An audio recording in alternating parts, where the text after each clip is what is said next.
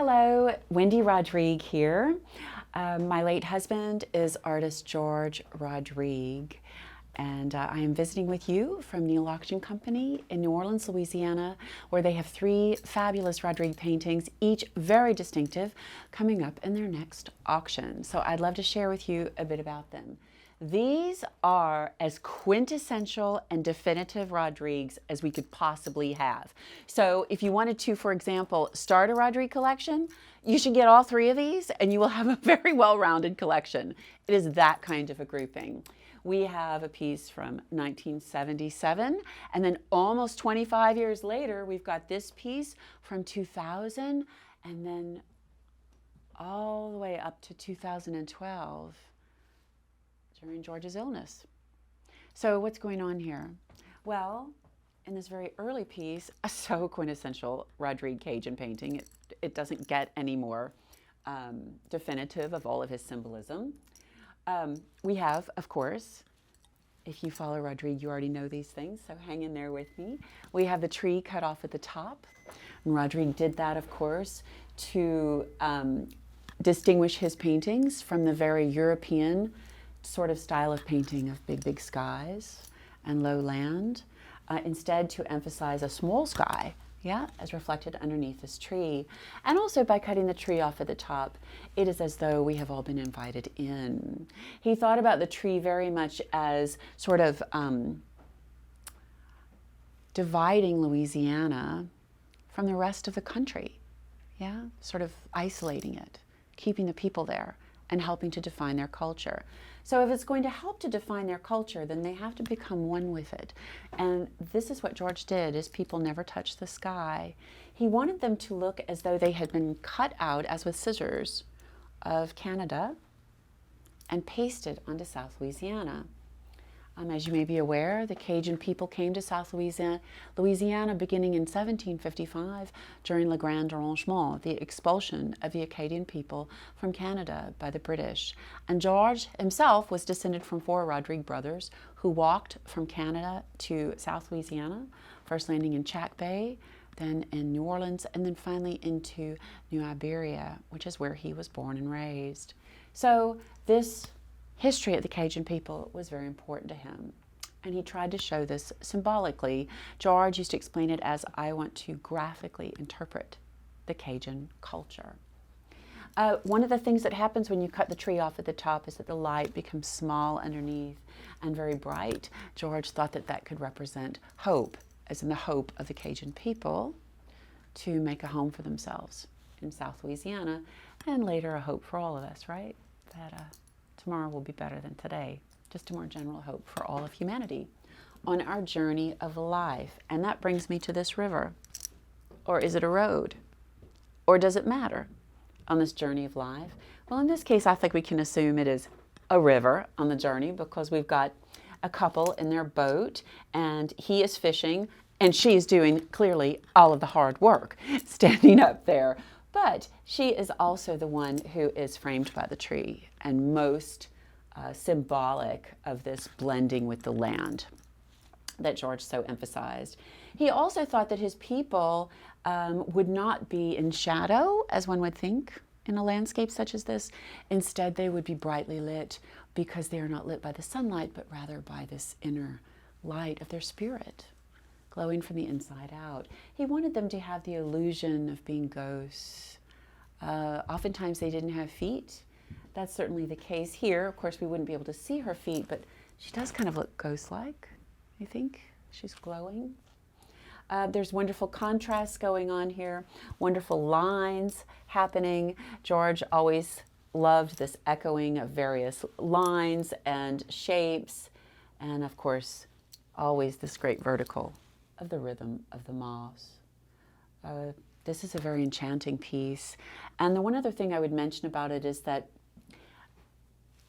it used to surprise me, because George told me that his color palette with his Cajun paintings was oftentimes just as bright as his color palette with his blue dog paintings.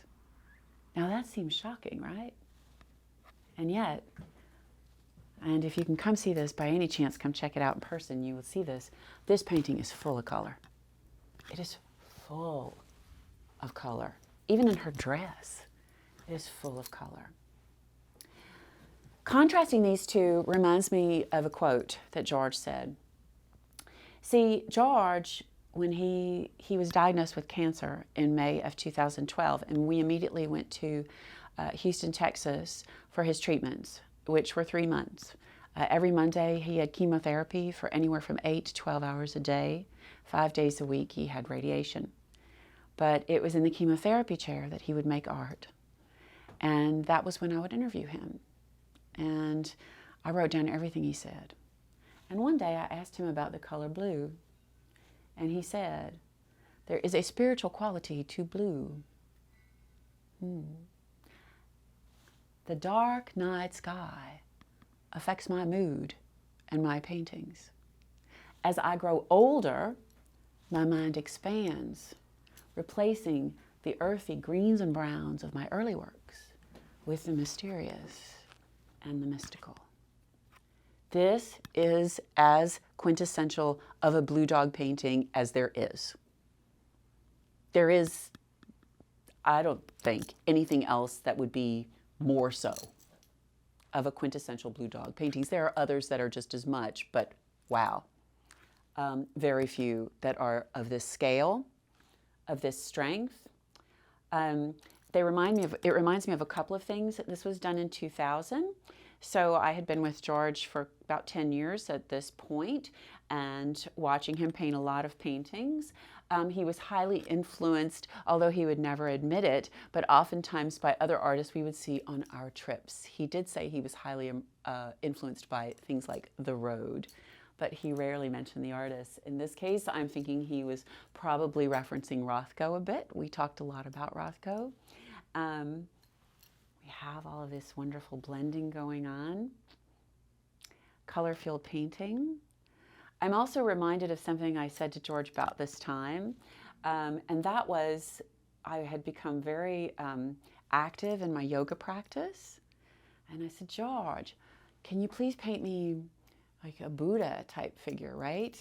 Almost an insult, right? I should know better as his wife than to ask him to paint me something like that.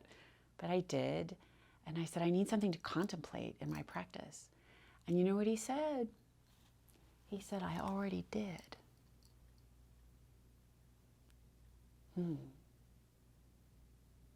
George said that the most important part of the dog is the eyes.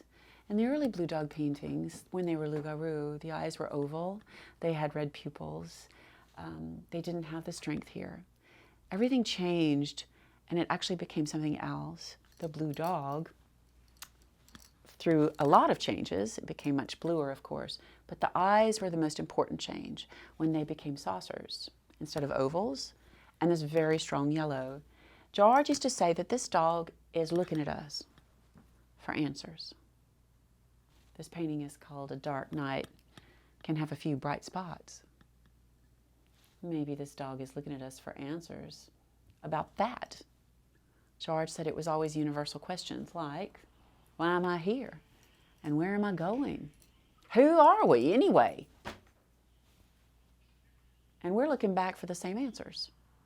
And because that can't be resolved, right, those are questions humanity has been asking forever, then there is an eternal mystery that happens with this dog. And of course, it is painted very well. That is one of the key reasons that it works. This is a powerhouse painting. Please come and see it at Neal Auction Company, whether or not you're bidding on it, because it's fantastic. And you can walk right up to it and have an exchange. And finally,